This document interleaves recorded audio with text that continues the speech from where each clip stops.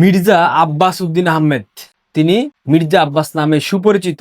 ঢাকার রাজনীতিতে মির্জা আব্বাসকে চেনেন না এমন ব্যক্তি খুঁজে পাওয়া যাবে না বললেই চলে।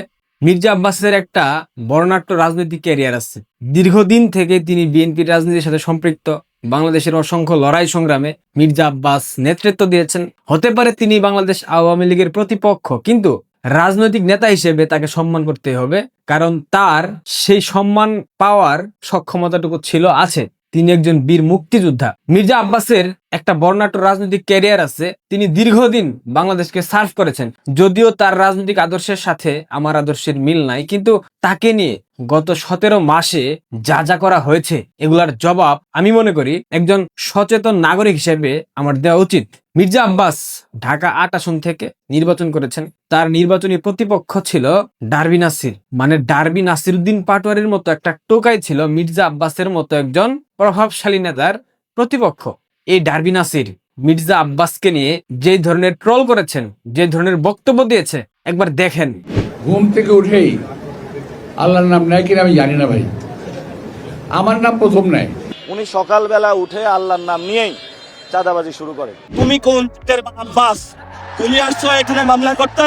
মির্জা আব্বাসের হয়ে তার রাজনৈতিক দল বিএনপি কোনো প্রকার প্রতিবাদ পর্যন্ত জানায় নাই। তাকে প্রতিনিয়ত অনলাইনে ব্লেম দেওয়া হয়েছে, অনলাইনে বেশিং করা হয়েছে। মানে এমন কিছু নাই তাকে মানসিকভাবে ধ্বংস করে দেওয়ার জন্য এনসিপির এই তথাকথিত টুকাই নাসিরউদ্দিন পাটোয়ারি করে নাই। মির্জা আব্বাসের রাজনৈতিক ক্যারিয়ারের কিছু বিষয় তুলে ধরি, এরপর চমৎকার একটা তথ্য আমি আপনাদেরকে দেব। 1990 থেকে 94 সাল তৎকালীন সময়ে তিনি ঢাকার মেয়র হিসেবে দায়িত্ব পালন করেছেন। 1991 থেকে 2001 তিনি ঢাকা 8 আসনের সংসদ সদস্য নির্বাচিত হয়েছিলেন। 2001 থেকে 2006 বিএনপির শাসনামলে তিনি গৃহায়ন এবং গণপূর্ত মন্ত্রী হিসেবে দায়িত্ব পালন করেছেন। 2006 থেকে বর্তমান তিনি প্রধানমন্ত্রী তারেক রহমানের রাজনৈতিক উপদেষ্টা হিসেবে দায়িত্ব পালন করছেন। তিনি বিএনপির স্থায়ী কমিটির সদস্য ছিলেন, অবিভক্ত ঢাকা মহানগর বিএনপির আহ্বায়ক ছিলেন। সব থেকে বড় কথা, তিনি একজন 71-এর রণাঙ্গনের বীর মুক্তিযোদ্ধা। তিনি কিশোরগঞ্জের বীর মুক্তিযোদ্ধা ফজলুর রহমানের মতো চটকদার কথা বলেন না, তিনি স্পষ্টভাষী। তিনি মারাত্মক ব্যক্তিত্ব সম্পন্ন একজন মানুষ। মির্জা আব্বাস সাহেব ঢাকার রাজনীতিতে তার কতটা প্রভাব আছে সেটা নিশ্চয়ই আপনারা যারা রাজনীতি নিয়ে কথা বলেন কিংবা পড়াশোনা করার চেষ্টা করেন আপনারা জানেন। 5 আগস্টের পর থেকে মির্জা আব্বাসকে এমন কোনো লাঞ্ছনা করা হয়নি যেটা বাকি ছিল। আপনাদের মনে আছে, হাদি যখন অসুস্থ হয়ে গুলি খেয়ে ঢাকা মেডিকেলে ভর্তি হলো, তখন তাকে মির্জা আব্বাস দেখতে গিয়েছিল। সেখানে তাকে অসম্মান করা হয়েছে, তাকে মব করা হয়েছে। এই এনসিপির টুকাইরা তাকে মব করেছিল।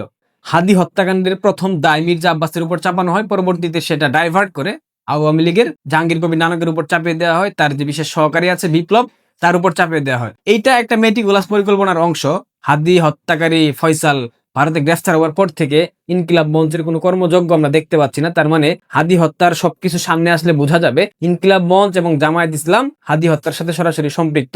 মির্জা আব্বাস তিনি হসপিটালের আইসিইউতে মৃত্যুর সাথে পাঞ্জা লড়ছেন। রাজধানীর এভার কেয়ার হসপিটালে তিনি এখন ভর্তি আছেন। হয়তোবা তার একটা অস্ত্রোপচারও হয়ে গেছে। জানি না তিনি ফিরে আসবেন কিনা, তবে আশা করি তিনি ফিরে আসবেন, কারণ তিনি ফিরে আসলে অন্ততপক্ষে ঢাকা সিটি এই টুকাইরা তাদের আধিপত্য বিস্তার করতে পারবে না। এই তথাকথিত এনসিপির টুকাইরা, নাসিরউদ্দিন পাটোয়ারির মতো অসভ্য ইতররা বাংলাদেশের রাজনৈতিক সংস্কৃতিকে যেভাবে ধ্বংসের দিকে ঠেলে দিয়েছে, যেভাবে নোংরা অশ্লীল অশ্রাব্য ভাষার প্রচলন করেছে, এইটা থেকে মুক্তির জন্য হলেও মির্জা আব্বাসকে আবারও ফিরে আসতে হবে। যে কথাটা আপনাদের বলা উচিত ছিল। মির্জা আব্বাসকে 5 আগস্টের পর বিএনপি কি প্রাপ্য সম্মানটুকু দিয়েছে? দেয়নি।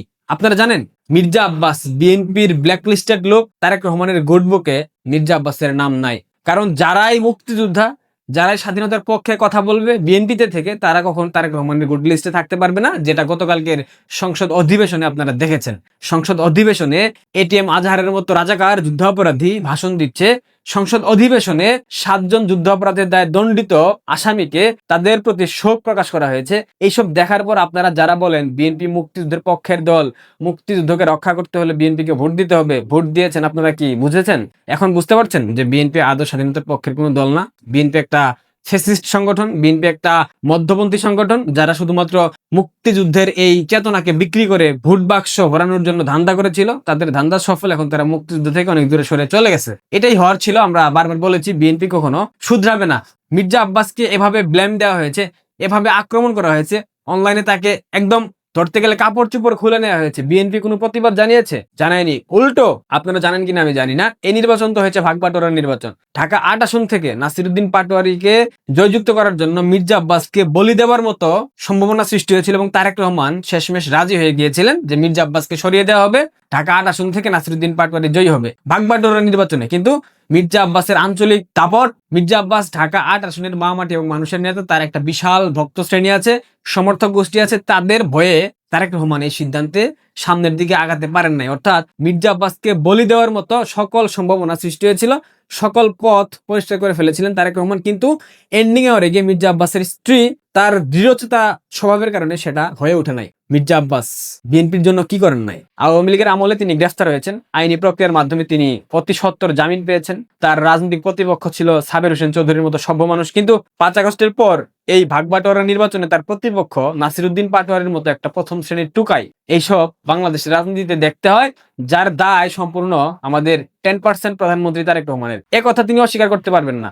দেখেন, মির্জা আব্বাসের মতো নেতাকে এই টুকাইরা প্রতিনিয়ত ব্লেম দিয়েছে, প্রতিনিয়ত আক্রমণ করেছে অনলাইনে, শুধুমাত্র মানসিকভাবে তাদেরকে ভেঙে ফেলার জন্য, যাতে করে ঢাকার রাজনৈতিক আধিপত্য এই টুকাইরা নিতে পারে। কারণ মির্জা আব্বাস ঢাকা মহানগর দক্ষিণ একটা ফ্যাক্ট। মির্জা আব্বাসের বাইরে গিয়ে কোনো কিছু করতে হলে 101 বার ভাবতে হবে, কারণ তার সেই সক্ষমতাটুকু আছে, যেমনটা পুরান ঢাকায় হাজী সেলিমের আছে। সুতরাং এই শ্রেণীর মানুষদেরকে, এই শ্রেণীর নেতাদেরকে এই টুকাইরা তথাকথিত জামাত ইসলামের জঙ্গিরা সরিয়ে দিতে পারলে ঢাকা শহরকে মৌলবাদের আখড়া বানানো যাবে, ঢাকা শহরে আধিপত্য বিস্তার করা যাবে। যদিও বিএনপি এবং জামাতের মধ্যে কোনো পার্থক্য নাই, কিন্তু ব্যক্তি মির্জা আব্বাসের একটা অসম্ভব জনপ্রিয়তা আছে, গ্রহণযোগ্যতা আছে ঢাকা ৮ আসনে। সুতরাং ঢাকা ৮ আসন থেকে দ্রুত মির্জা আব্বাসকে সরিয়ে দেওয়ার জন্য বিএনপি চেষ্টা করেছে, বিএনপির প্রধান তারেক রহমান চেষ্টা করেছে, যাতে করে সেখানে একটা পুতুলকে এমপি বানানো যায়, সে আসনের দায়িত্ব অর্পণ করা যায়। এই কথা তারেক রহমান হয়তো ভেবেছিল, যার কারণে তিনি সেই চেষ্টা করেছিলেন, কিন্তু এন্ডিং আওয়ারে গিয়ে পারেন নাই। এই হচ্ছে বিএনপির অবস্থা। বিএনপিতে আরো যারা যারা বর্ষিয়ান নেতা আছেন মির্জা আব্বাসের মতো, তাদের প্রত্যেকের পরিণতি একই রকম হবে। স্পিকার যিনি হয়েছেন তিনি আজকে বলে দিয়েছেন জাতীয় সংসদে কিছু অকালপক্ষ, অপরিপক্ক পাকনা প্রবেশ করেছে, যাদের কোনো যোগ্যতা নাই, সক্ষমতা নাই। তারা বাংলাদেশের রাজনৈতিক কালচারকে, সংস্কৃতিকে ধ্বংস করার জন্য সর্বোচ্চ প্রচেষ্টা চালাচ্ছে। সংসদের মতো মহান পবিত্র জায়গায় এসে তারা অশ্রাব্য ভাষায় স্লোগান দিচ্ছে। এই ধরনের সংস্কৃতি বাংলাদেশের রাজনীতিতে কোনোভাবে কাম্য নয়। সুতরাং বুঝতেই পারছেন, মির্জা আব্বাসকে এবং মির্জা আব্বাসের মতো আরো যারা বর্ষিয়ান নেতা আছে বিএনপি থেকে, তাদেরকে সরিয়ে দেওয়ার জন্য তারেক রহমান সর্বোচ্চ পরিকল্পনা এঁটেছেন এবং তিনি করবেন সেটা। কারণ বর্ষিয়ান নেতারা থাকলে তারেক রহমান সকল ধরনের সিদ্ধান্ত বাস্তবায়ন করতে পারবেন না। কারণ বাংলাদেশের মানুষের প্রতি বর্ষিয়ান নেতা যারা আছেন তাদের একটা দায়বদ্ধতার জায়গা আছে। যতই তারা মৌলবাদকে লালন পালন করুক, তুষণ করুক, তারপরেও একটা দায়বদ্ধতা থেকে যায়। সেই দায়বদ্ধতা মির্জা আব্বাসের ছিল বলে মির্জা আব্বাসকে আজকে মৃত্যু সজ্জায় চলে গেছেন, তাকে লড়াই করতে হচ্ছে। তিনি আদৌ ফিরে আসবেন কিনা আমরা জানি না। সচেতন রাজনৈতিক জ্ঞান সম্পন্ন মানুষ হিসেবে, একজন বাংলাদেশের সাধারণ নাগরিক হিসেবে আমি প্রত্যাশা করি মির্জা আব্বাস ফিরে আসুক, এসে নাসিরউদ্দিন পাটোয়ারীর মতো টুকাই যারা আছে, যারা বাংলাদেশের রাজনৈতিক কালচারকে নষ্ট করতে চায়, যারা বাংলাদেশকে পাকিস্তানে ফেরত নিয়ে যেতে চায়, তাদের প্রতিহত করার জন্য হলেও মির্জা আব্বাসকে ফিরে আসতে হবে। মির্জা আব্বাসের দীর্ঘায়ু কামনা করি। সবাই ভালো থাকবেন। এই ভিডিও দেখার পর অনেকে এবার আমাকে বিএনপির দালাল বানিয়ে দিবেন না। ধন্যবাদ।